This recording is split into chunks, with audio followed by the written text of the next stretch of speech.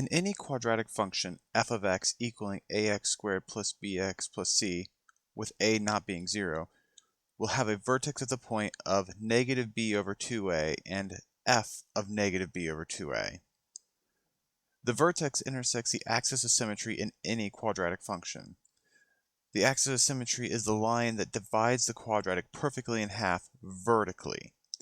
The equation for the axis of symmetry is x equals negative b over 2a.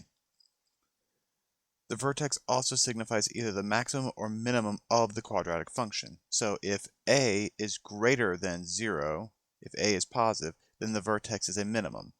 If a is less than 0, if it's negative, then the vertex is a maximum. So knowing all these facts, let's figure out what the vertex axis symmetry are for everything.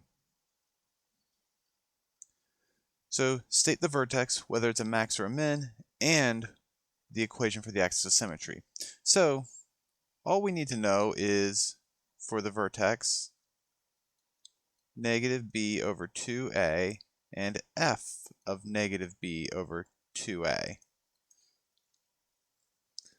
So when we're dealing with this, all we need to know is what is a and what is b. Don't really need to know c. So a in this case is 1, because it's the number here, and b is 8 here. So let's plug it in. So first off, x equals negative 8 over 2 times 1, which is going to be negative 8 over 2, which is going to be negative 4. So for the equation of the axis of symmetry, I'll just use this abbreviation here, is going to be x equals negative 4. Which is really nice because for the vertex, the x value is the axis of symmetry. So we know for the vertex, our x value is negative 4, and we can now find out what y is here.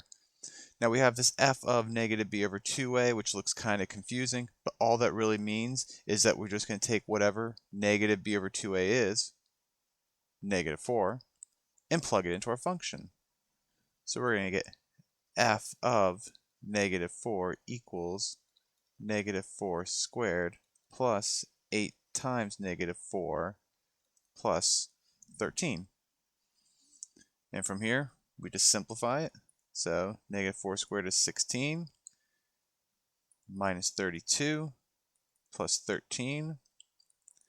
And when we combine 16 minus 32 plus 13, we're going to get negative 3. So that's our y value. So this is the vertex here. Axis of symmetry, vertex, and last, is it a max or a min? Easy enough, we just go back to a. A is a positive. And what we have right up here is, if a is positive, then it's a minimum.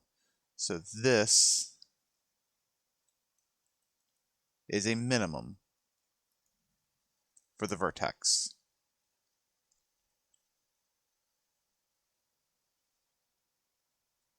Next we have g of x equals negative x squared minus 10x plus 3.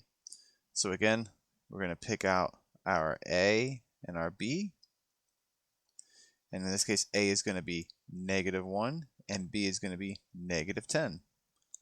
And so for our axis of symmetry, x is going to be negative b over 2a. So negative 10 over 2 times negative 1. Which is going to be positive 10 over negative 2, which will be negative 5. So again, the axis of symmetry is going to be x equals negative 5. And again, for the vertex, what x is what the axis of symmetry is. So negative 5 for the vertex.